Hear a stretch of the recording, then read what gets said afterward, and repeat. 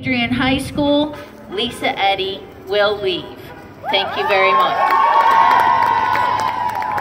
Yay! Tell it, Lisa! Good afternoon. Good afternoon. My name is Dan Kesterke. I'm the band director at Adrian High School. Yeah! Thank you to Shane Shananaquit and Megan Mills and everybody who organized the march, as well as all the marches taking place today across the country. Your work is something to be really proud of. I have a question to ask, so please raise your hand once you have an answer. How many of you here expect to live through a day of school without being shot?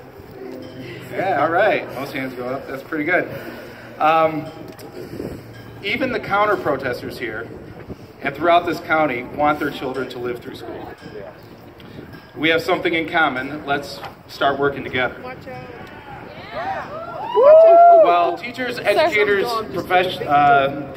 paraprofessionals, bus drivers, secretaries, custodians, and principals are working with your children. Guns must not be present in the shared space with students. Educators are not bodyguards, and arming teachers is not the solution our country is looking for to protect our children. After the shooting events of Columbine, Virginia Tech, Sandy Hook, Marjory Stoneman Douglas in Parkland, Florida, Great Mills High School in Maryland just this past week, and even my alma mater of Central Michigan University this March, the time has come to stop the violence through action leading to legislation and enforcement. Thanks to the pushback from Parkland students and the youth across the country, the calls for change are clear. The midterms in 2018 must include a referendum for school safety and security, along with common sense gun safety procedures.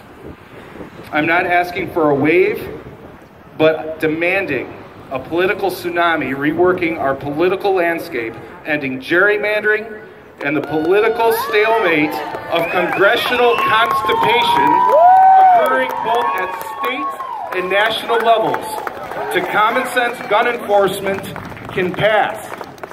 Lawmakers Bronna Calley, Dale Zorn, Tim Walberg, Debbie Stabenow, Gary Peters, Vice President Pence, and President Trump hear this. Either get on board with common sense gun safety reform or get out.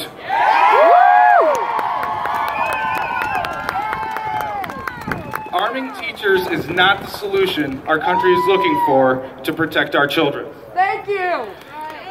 Teachers are being questioned by non-educators as to why they don't want to carry a firearm in order to provide a last stand for taking down mass shooters who have decided to take their angst out on the institutions who care for them. Would you want your child to be in the class where a gun accidentally goes off? Probably not, right? Right.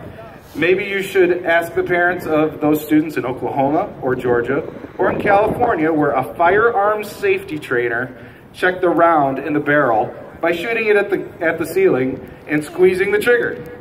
Yes, a student was injured. Arming teachers is not the solution our country is looking for to protect our children. Kids learn best when both teachers and students can drop their preconceived notions of each other and connect on a human level. The spark of learning happens when teachers and students connect in an educative way.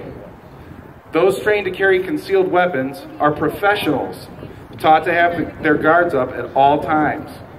They are constantly vigilant and are in positions of power to make literal life or death decisions. Teachers are not in that same position or mental state or emotional state or are capable of shooting a student they've worked with for years. Yes. Gee. Killing a student would be awful. And there is a lot from our call from people from our current president with proposed financial incentives to arm teachers as volunteer deputies. We are potentially adding more firearms to the school culture where research shows a correlation of more guns equals more gun deaths. I saw one statistic stating for every life saved by a gun, 34 are lost. This report was released March 4th, 2018 by the Washington Post.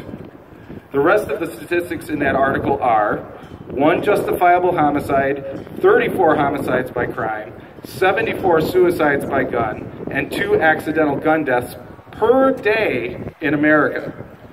Do you want your kid to be the accidental gun death? Arming teachers is not the solution our country is looking for to protect our children.